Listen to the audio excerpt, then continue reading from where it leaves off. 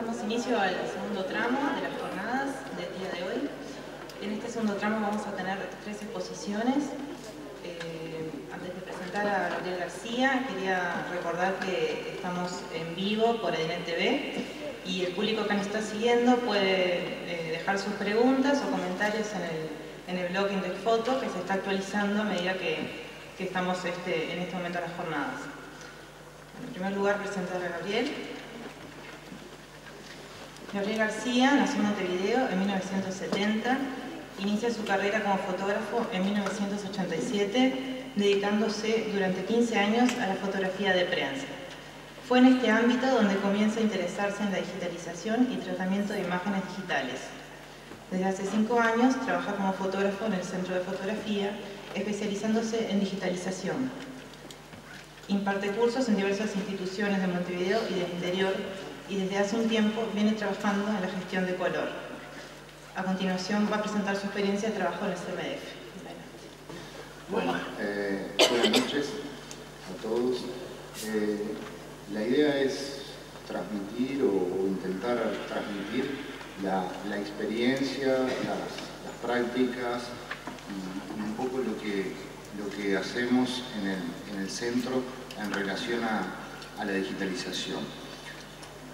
Primariamente, como una introducción o como para los que aún no conocen, irnos haciendo una idea del tipo de fondos y el tipo de materiales que tenemos en el centro. Bueno, un poco aquí lo que son estas imágenes.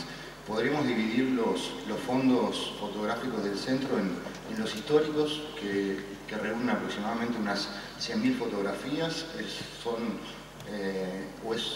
un conjunto de fondos en constante crecimiento. Y por otro lado, otra línea de trabajo muy importante para nosotros es que los fotógrafos continuamos registrando imágenes de la ciudad desde nuestro punto de vista, nuestro tiempo, con proyectos específicos, pero tratamos de generar lo que a nosotros nos gusta decir el archivo del futuro. Entonces, ese otro conjunto de imágenes que son producidas por los fotógrafos de la Intendencia a partir del año 1990 es lo que podríamos juntar o lo que nosotros denominamos Fondo Municipal Contemporáneo.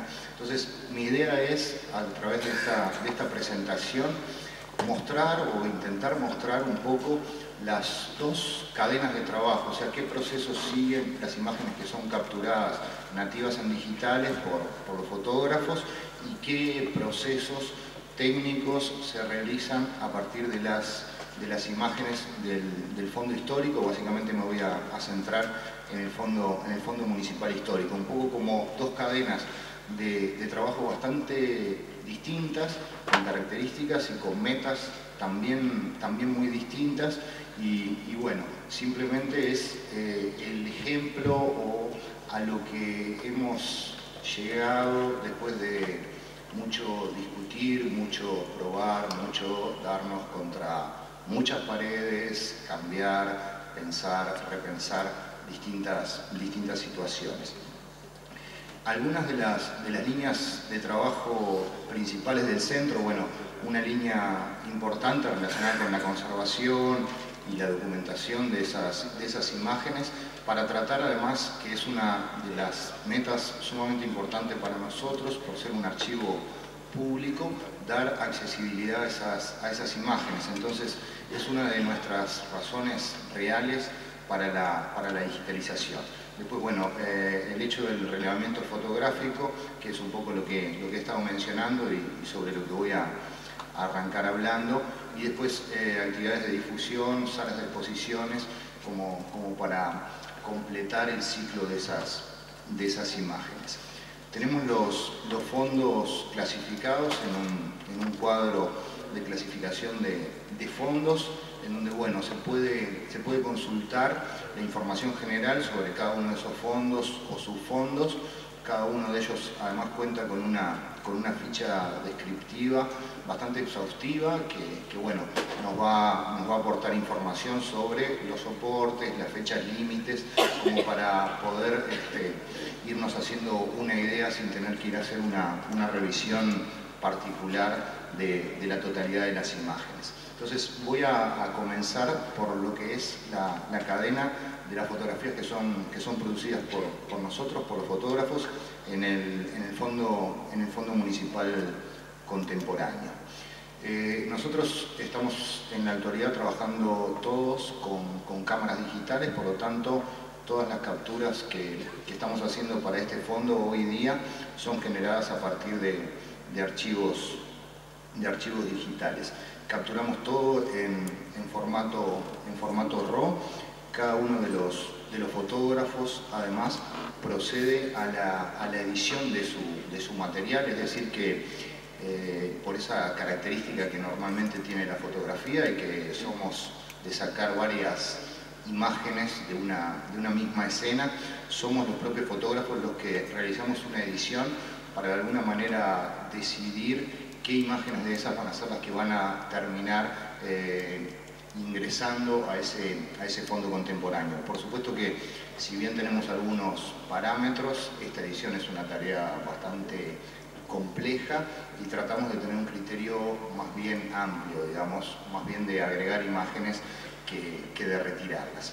Trabajamos, o en estas etapas del trabajo, manejamos los archivos a través de Adobe Bridge para realizar tanto las tareas de edición de las imágenes como el agregado a estas imágenes de las plantillas de metadatos. Utilizamos los campos IPTC y los agregamos o le agregamos esa información ya en el momento inmediato después de la toma. Tenemos fichas descriptivas ya predefinidas, donde los campos fijos ya están, digamos, llenos, los que se corresponden. Es así que cada uno de los fotógrafos tiene una ficha que corresponde con cada una de las personas y con cada uno de los equipos que maneja, porque también los datos técnicos de la captura, si bien están en la información EXIF de ese archivo, también lo agregamos a lo que son los metadatos IPTC. Entonces, digamos que lo que yo voy a intentar hacer es como tratar de mostrar un poco el camino o el caminito que recorren las fotografías desde ese momento, desde que el fotógrafo llega, descarga esas imágenes, los distintos pasos que se van sucediendo hasta que esas imágenes terminan, bueno, estando en su último paso, que es el ingreso al archivo propiamente dicho. Entonces trabajamos con plantillas de metadatos predefinidas que se las agregamos a las imágenes, también trabajando sobre lo que es este programa Adobe Bridge. Entonces la estructura de la ficha es igual, en el sentido de que los campos son los mismos. Como mencioné recién, hay valores que se mantienen y por eso tenemos fichas configuradas por defecto, pero esta es la etapa primaria de estos metadatos IPTC. A lo largo de esta cadena de trabajo, esta ficha se va a ir reformulando, o sobre todo se va a ir completando hasta llegar a lo que es la información final que va a acompañar ese archivo. Entonces, en un primer caso, los fotógrafos le sumamos esa ficha que está prescrita, y en uno de los últimos campos tenemos un campo para escribir notas complementarias, que es donde cada uno de nosotros le ingresamos una descripción somera de lo que hemos estado registrando. Luego procesamos estos archivos RAW. Esto es una tarea que también la hace cada uno de los fotógrafos, o sea, cada uno es el encargado, el responsable de procesar esas imágenes.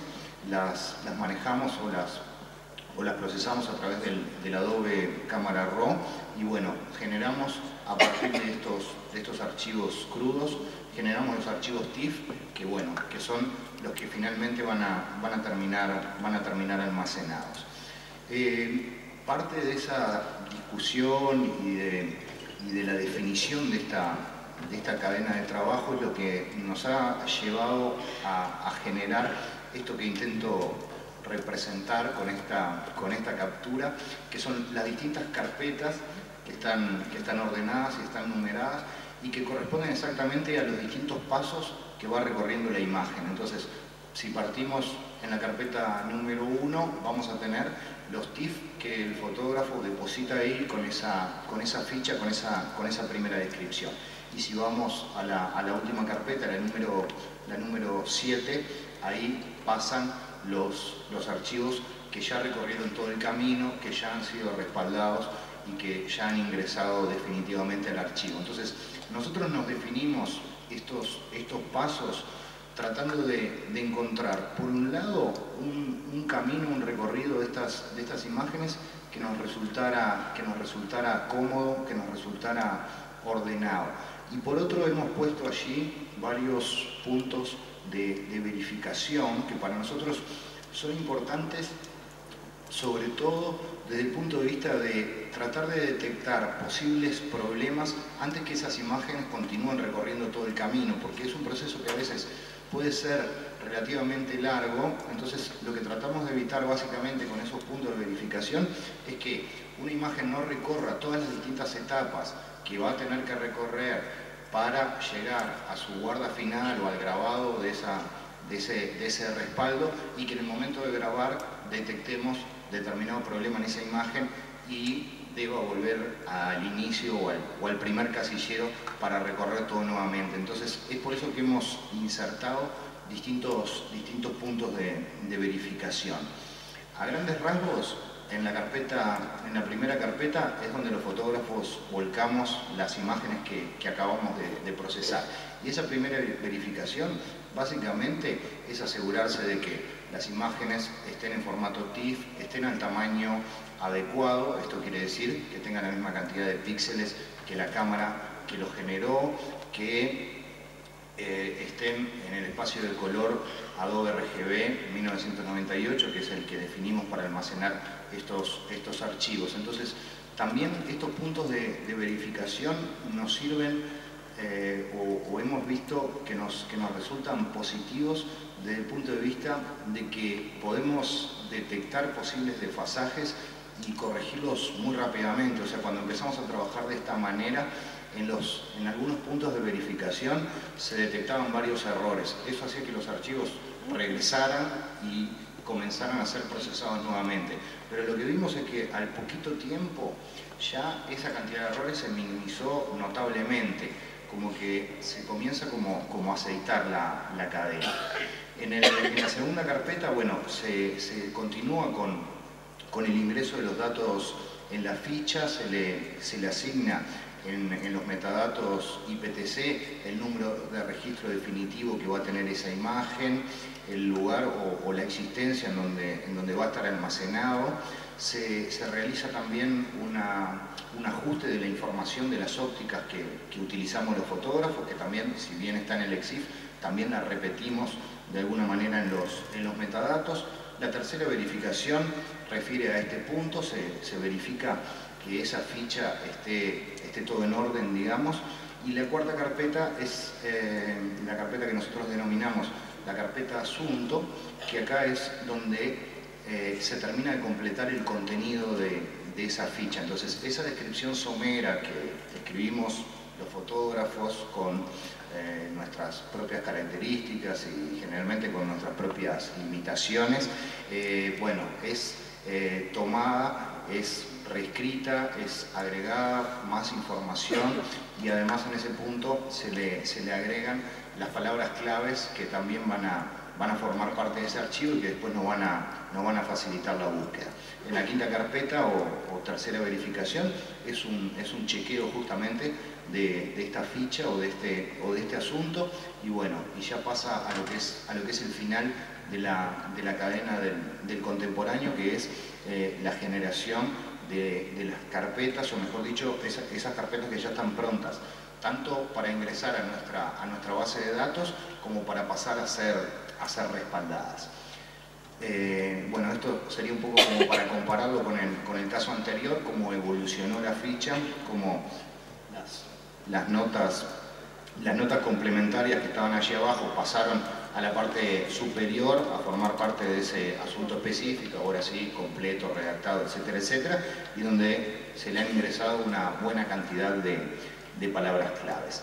Las estructuras que nosotros manejamos, voy a tocar el tema igual un poquito más adelante, pero nosotros este fondo en particular lo estamos respaldando en CDs y hemos tomado la decisión de almacenar 20 imágenes en cada uno de los CDs, lo cual definir un número fijo de imágenes nos ha resultado también sumamente práctico porque nos facilita todos los chequeos, porque ya sabemos en qué numeraciones tienen que caer las carpetas o las imágenes que están dentro de una carpeta, entonces es bastante fácil de esta forma detectar un desfasaje. Entonces, cuando los fotógrafos vamos volcando las imágenes, ya tenemos generadas carpetas que van a corresponder a cada uno de los CDs. Podríamos decir que ya armamos la estructura de cada uno de los CDs en la primera carpeta. Allí se vuelcan las 20 imágenes y esas 20 imágenes siguen recorriendo el resto del camino. Entonces, esto sería una imagen justamente de la estructura de esas carpetas, donde cada una de estas luego se va a transformar en un CD. Y esto sería simplemente el contenido de un CD determinado que va a ser almacenado. Estos serían, en resumen, los parámetros desde el punto de vista técnico que utilizamos los fotógrafos en el trabajo en el Fondo Municipal Contemporáneo. Bueno, básicamente es un resumen de lo que he estado explicando. Si nos vamos para el Fondo Municipal Histórico y sobre todo me voy a centrar en este fondo en particular, pero manejamos otros fondos también dentro de los fondos históricos que, bueno, dada la variedad de materiales y la variedad de procesos fotográficos, pueden generar diferencias o modificaciones, pero de todas formas hay una cadena definida que creo que por eso el Municipal Histórico o este fondo es una buena manera de intentar transmitírselo.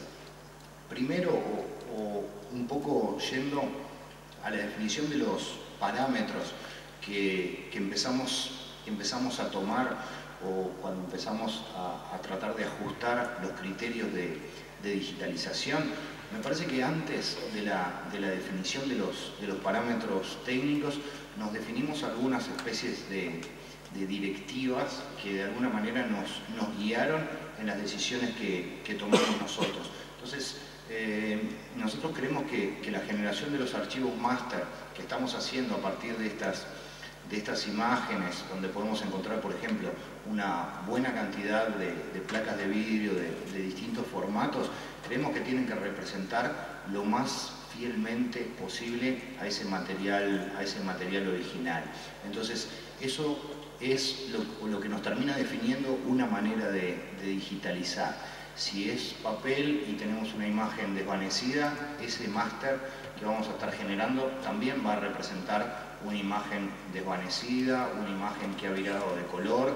Si tenemos una placa que está subexpuesta, también eso va a repercutir en el máster que vamos a estar generando. Entonces, nosotros tratamos de conservar todos los aspectos, desde el punto de vista de las densidades, las tonalidades, las marcas del tiempo, los quiebres, los pliegues, los rayones, etcétera, etcétera, y a su vez de no aplicarle ningún tipo de reencuadre a la imagen. Generalmente las herramientas o los escáneres que utilizamos para digitalizar nos permiten seleccionar un área rectangular y ningún soporte fotográfico analógico genera una imagen que sea totalmente rectangular. Entonces, si tratamos de abarcar solamente el contenido de la imagen y dejar los márgenes afuera, siempre terminamos fileteando parte de la imagen. Entonces, nosotros tomamos la decisión de digitalizar todo el soporte de la fotografía y un poquito más, para asegurarnos de que toda la imagen está contenida ahí. Entonces, cuando digitalizamos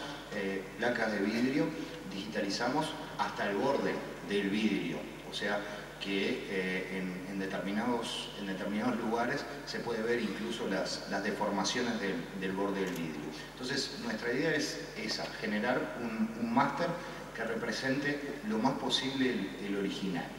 ese va a ser el archivo que nosotros vamos a guardar, lo cual no quita que no realicemos a partir de esas imágenes lo que a mí me gusta nombrar como reinterpretaciones. O sea, esta imagen o este archivo correspondería al máster que se generó de esta imagen.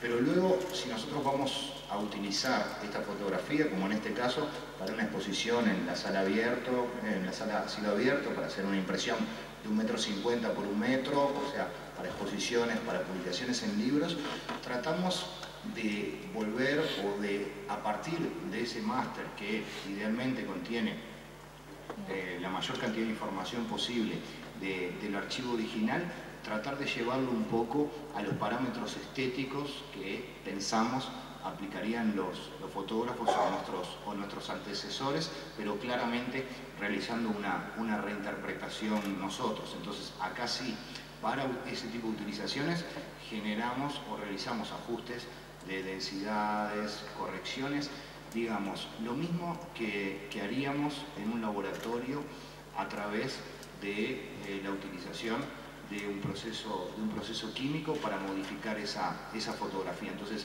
me interesa plantear en particular esa diferencia, que el archivo o el archivo digital que nosotros guardamos es el archivo sin modificar, y a partir de él podemos realizar las distintas modificaciones. Como pasos previos a la digitalización del fondo o de la mayoría de los fondos históricos, bueno, realizamos algunas tareas de limpieza, en este caso una limpieza de respaldo de una placa de vidrio, un sopleteado con aire de esas imágenes, y también realizamos un ensobrado o generalmente un cambio en la guarda de estos archivos, la mayoría heredados con los sobres de la época, y que generalmente los traspasamos o los llevamos a sobres de 4 solapas fabricados en papeles libres de ácido, digamos que aprovechamos el movimiento que van a tener que soportar estas placas de vidrio para poder mejorar esa guarda. Estas son, bueno, algunas imágenes del proceso de digitalización. Lo llevamos a cabo, o tenemos un escáner, un Microtech i900, que en realidad es un escáner doble, tiene una bandeja para transparencia, que es donde está siendo colocada esa placa, y arriba funciona como un escáner de opacos tradicionales. Este es la terminal de digitalización, y en el caso de las placas de vidrio, estos son dos settings del escáner, de los parámetros que utilizamos para la digitalización de esas placas. Entonces, como nosotros nos propusimos justamente respetar o intentar respetar ese material original, digitalizamos todas las placas de vidrio de la misma manera, o sea, no utilizamos automatismos, ajustes de contraste, etcétera, etcétera. Simplemente aquí lo que podemos ver es, en la imagen de la derecha, que utilizamos el rango dinámico del escáner totalmente abierto, o sea que si la imagen no tiene negro, nuestro máster tampoco va a tener negro; si la imagen no tiene blanco, nuestro máster tampoco va a tener blanco. Y en la izquierda es una modificación que luego de experimentar digitalizando una cuña o una escala de grises con transparencia y haciendo algunas comparaciones de valores, le realizamos determinadas modificaciones manuales como para tratar de igualar esas densidades. Estamos adquiriendo un densitómetro, y supongo que cuando llegue y aprendamos a manejarlo, nos va a modificar también estos parámetros. Este sería el camino de esas fotografías históricas, donde en términos generales encontramos la misma estructura que veíamos en el fondo contemporáneo, o sea, un camino a recorrer, una definición ordenada de ese camino, como para saber permanentemente en qué parte está, qué tiene y qué no tiene, o sea, se completa una etapa y se avanza un casillero, también con puntos de verificación, por la misma razón que planteaba anteriormente. También asumimos que no vamos a ser capaces de digitalizar todas las imágenes que tenemos, y además ese número crece a veces abruptamente, no sé, en términos de unos pocos días, en determinado momento se aumentó en más de 60.000 imágenes el acervo que nosotros manejábamos. Entonces realizamos una tarea de selección del material a digitalizar. Entonces, generalmente a través de un equipo interdisciplinario, que es una de las características del centro que yo considero sumamente positivas. Entonces no trabajamos solamente los fotógrafos sobre esto, trabajan los investigadores en historia, en fin, tratamos de mezclar distintos parámetros para tomar decisiones de qué vamos a digitalizar, o se realizan digitalizaciones para proyectos concretos o específicos. Esto es un ejemplo también de la ficha, en este caso de un fondo privado, pero la estructura general es muy parecida a la del fondo contemporáneo. Trabajamos con un lenguaje normalizado también para la descripción de estas imágenes, y estos serían un poco los parámetros técnicos de los distintos soportes. Creo que más allá de que hemos definido parámetros específicos y no tratamos igual, por ejemplo, los negativos blanco y negro que los opacos, las características generales de estos parámetros o de estos máster que nosotros estamos generando, creo que son la totalidad de las imágenes almacenadas en formato TIFF sin compresión, en una profundidad de 16 bits por canal. Esas serían las características generales de los distintos máster. Después tendremos cosas específicas en función de cada uno de los materiales que estemos digitalizando. La guarda la hacemos en CDs o en DVDs. Generamos 3 copias de esos medios ópticos. Una constituye nuestra copia de trabajo, digamos, la que tenemos en el mueble metálico próximo a donde estamos manejando. Otra va a la cámara de conservación, donde guardamos las placas, que tenemos temperatura y humedad controlada, y el tercer respaldo se guarda en un local ajeno, el de nuestros compañeros de TV Ciudad, donde almacenamos ese tercer respaldo. Entonces, las carpetas que veíamos, las imágenes están ahí mientras nosotros, o los másteres están ahí mientras nosotros estamos trabajando sobre ellos. Cuando llegan a su última etapa, esos másteres, que son justamente los que más pesan y los que más espacio ocupan, son los que se respaldan, van a los CDs y a los DVD. Nosotros nos solemos quedar con alguna imagen en formato JPG para facilitar determinados usos, pero bueno, eso es con respecto a la guarda. Un ejemplo que es actual y que a mí me gusta traerlo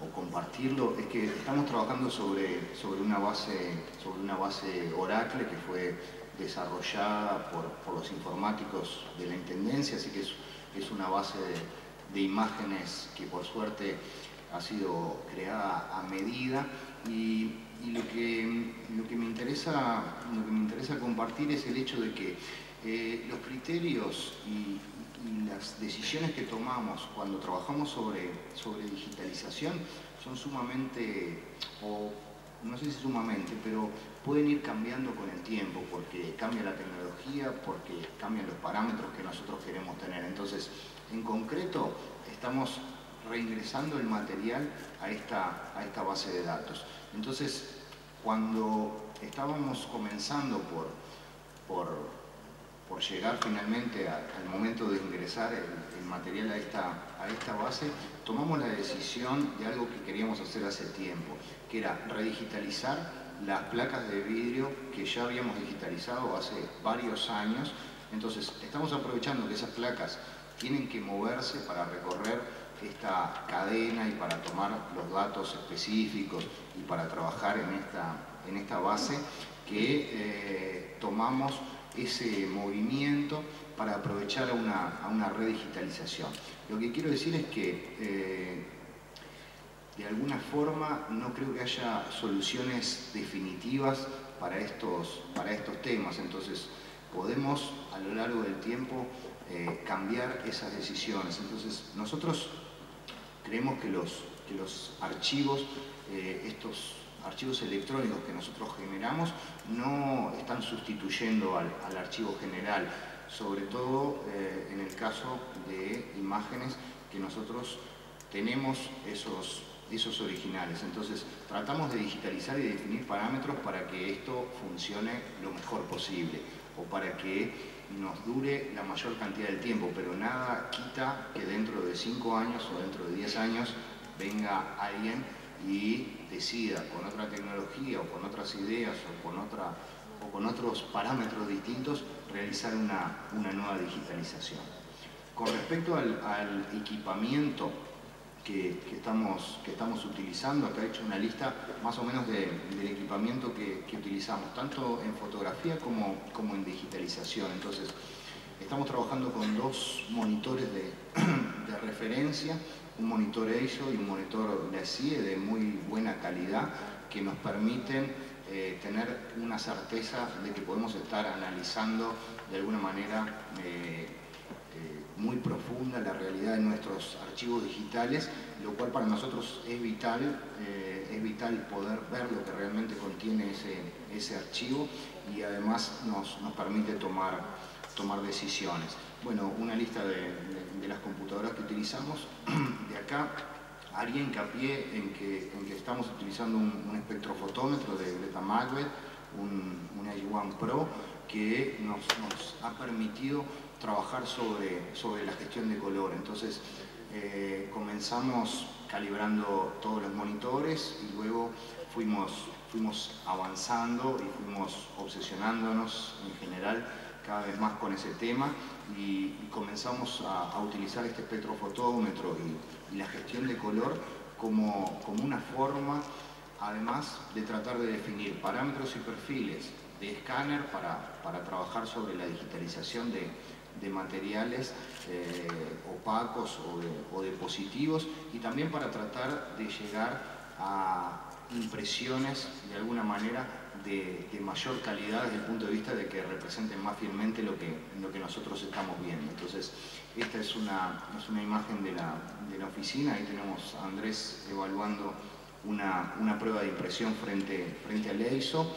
Hemos construido caseramente también esa caja de luz que ven en la parte de arriba, que se ha sumado una nueva iluminación de la oficina, en donde cambiamos la iluminación de tungsteno que teníamos anteriormente por una iluminación con una temperatura de color que se ajusta prácticamente a las normas de visualización de monitores, y bueno, y esa caja de luz también tiene unos tubos que dan una temperatura de color prácticamente igual a la luz día para poder realizar una evaluación.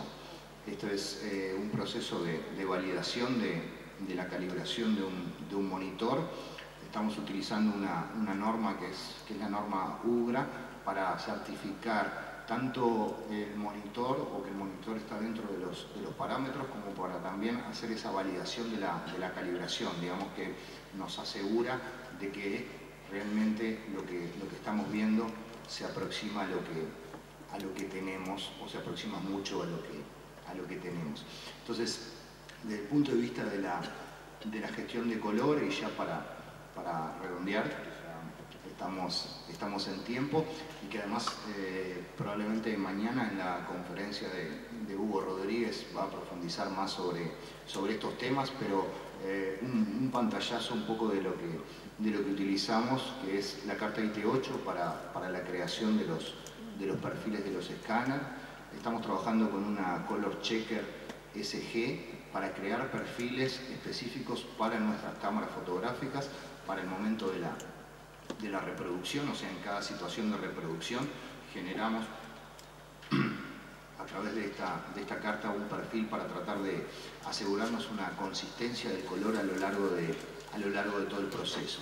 Estamos trabajando con la TC9 para crear perfiles para impresores. Entonces estamos tratando de aplicar la gestión de color a todos los ámbitos del tratamiento digital de nuestra imagen. Por eso no solo calibramos monitores, sino que tratamos de ir hacia atrás y hacia adelante. Y ahora sí, para cerrar definitivamente, un poco, por un lado, mostrar algunas de las imágenes que utilizamos o que tenemos en el Fondo Municipal Histórico. Y yo soy de la idea de que en el caso de estas digitalizaciones, o sea, cuando nos enfrentamos a la digitalización de este tipo de imágenes, yo creo que el archivo digital no sustituye a la imagen original. O sea, yo creo que nos sirve y nos facilita un montón de tareas, pero digamos que lo que uno puede sentir cuando tiene en sus manos una placa de vidrio, un daguerrotipo, un poco eso que se planteaba recién, ¿no? El aura o lo que me transmite esa imagen no es totalmente sustituible por una imagen digital.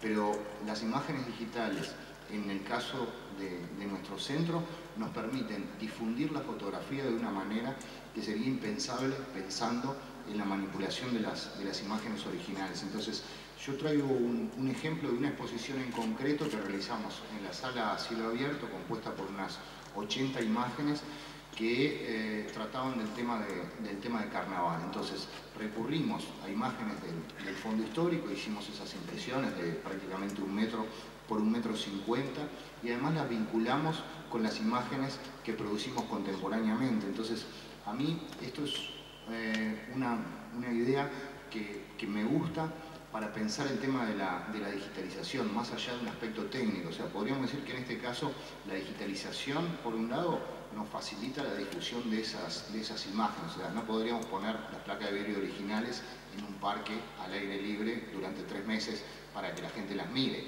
Entonces, por un lado, esa situación. Y por otro lado, que nuestro archivo es un archivo vivo en el sentido de que, como los fotógrafos seguimos produciendo imágenes, de alguna manera nos parece interesante tratar de vincular esas distintas épocas y tratar de abordar temas a nuestra manera y vincularlos a los temas que también fueron manejados o que también fueron trabajados por los fotógrafos o por nuestros antecesores, a quienes, bueno, le debemos el agradecimiento de que nos permitan acceder a sus placas de vidrio, que nos permitan trabajar sobre ellas, que nos permitan difundirlas y que nos permitan reinterpretarlas y bueno, y tratar de compartirlas con la mayor cantidad de gente posible.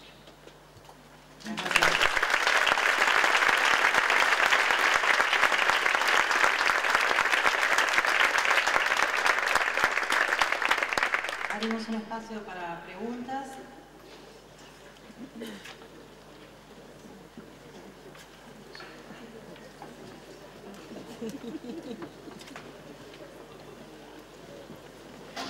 Yo quería saber si ustedes en algún momento se han planteado alguna solución o si ha surgido la discusión del problema de los respaldos que como cambian tan rápido y a veces se hacen obsoletos, ¿no?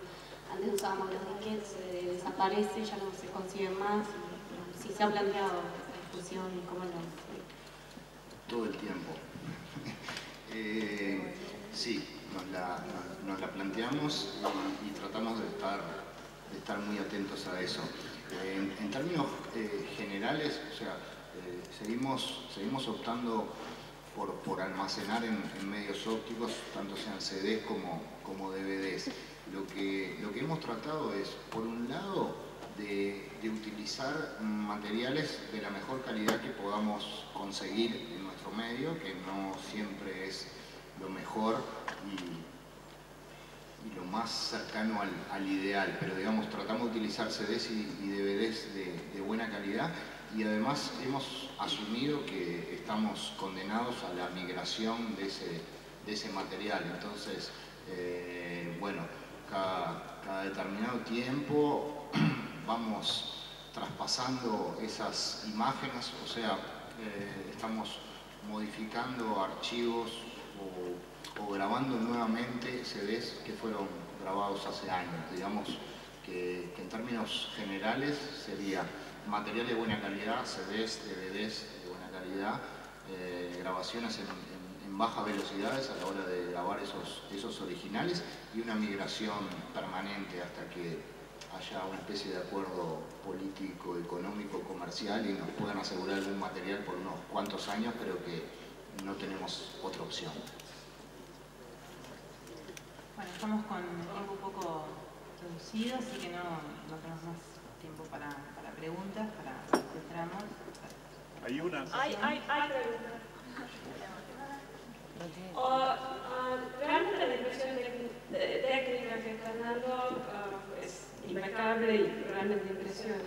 Ahora, yo quisiera hacer una pregunta que va en una dirección muy distinta. En particular, estás hablando de un archivo, pero de un archivo de qué?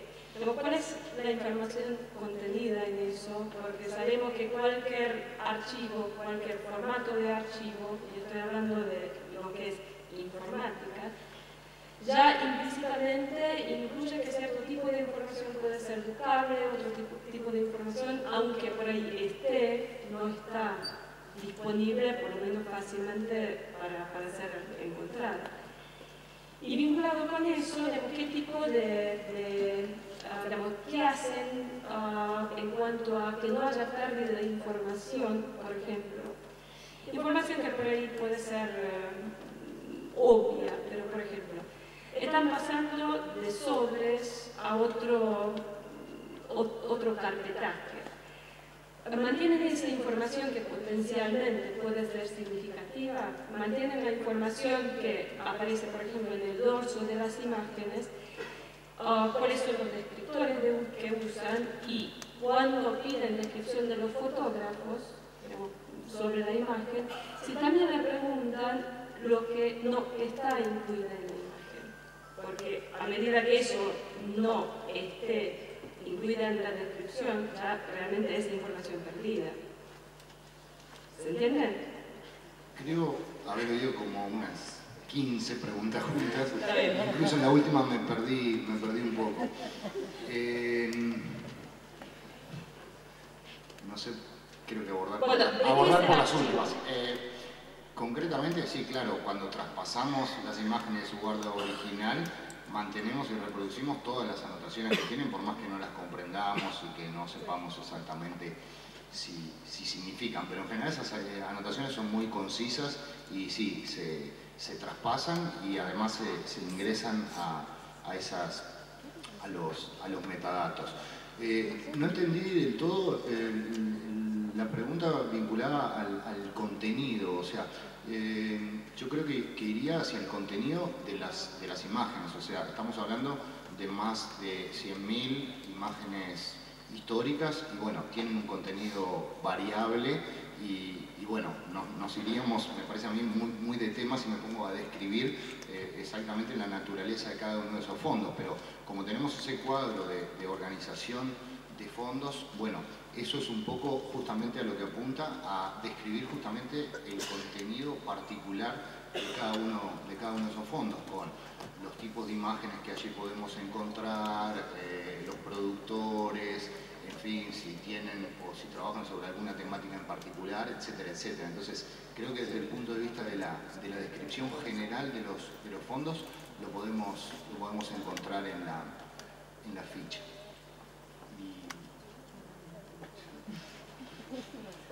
Bueno, cerramos esta exposición. Gracias.